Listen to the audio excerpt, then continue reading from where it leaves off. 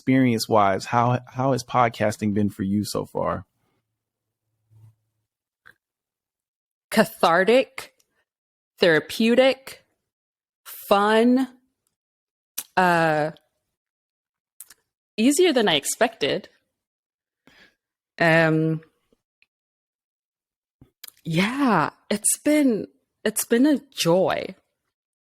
Yeah. The only stressful part about it for me is I'm quite disorganized, and I'm not great at planning.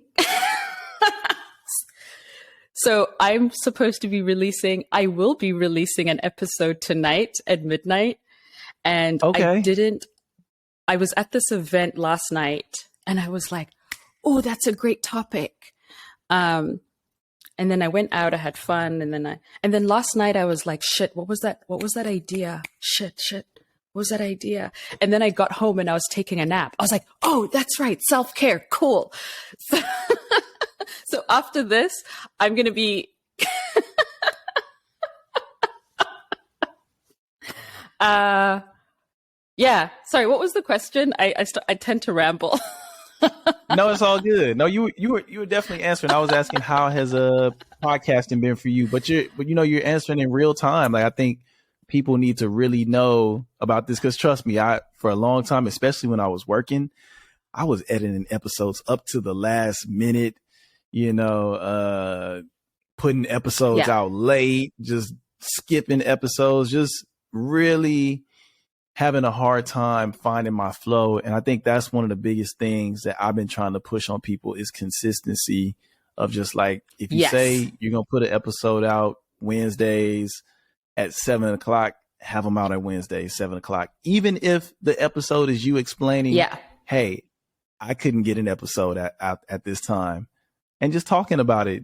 Cause I think people will benefit from my experience. I think that's been my biggest thing with my podcast, is just not being so polished. Like, I don't want this to look hard for somebody. I want them to see this and say, I can do this. Yeah. No, I feel that. And I think it brings a certain authenticity to it. Like, you're a person listening. I'm a person listening. You know how it be. Sometimes you come home and your laptop is like, well, not today. And, we can all relate to all these things that can just happen. But I think that consistency is critical. That consistency, even for yourself as the creator, because there's a momentum buildup. And I think when you lose that momentum, you're not starting from the beginning, but you're starting off a little bit further back than you might have been had you kept going. So yeah, that's something I would impress upon people that if you want to get into podcasting, first of all, this is the best. So that book, The Artist's Way, the best advice I think you can give to somebody that wants to start a podcast and they're like, man, I'm not sure. Will it be good? Da, da, da. Okay, go there and make your first bad podcast. Because let me tell you what, once you have that one bad podcast published, guess what? You are now a podcaster. You can get to the being a good podcaster later on.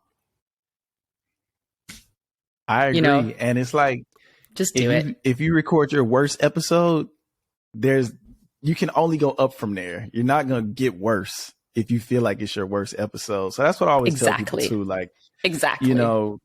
When you see all of this, like, you're seeing a polished version of it. Like, you're seeing like years of this building up to what it is.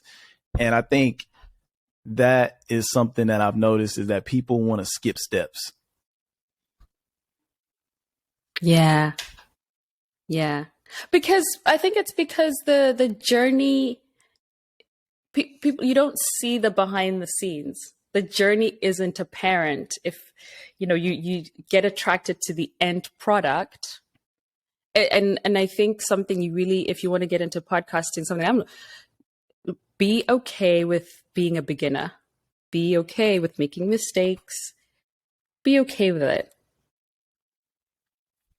Let it go. Let it go. It's an art. Right. Letting go. That is a fact. That is a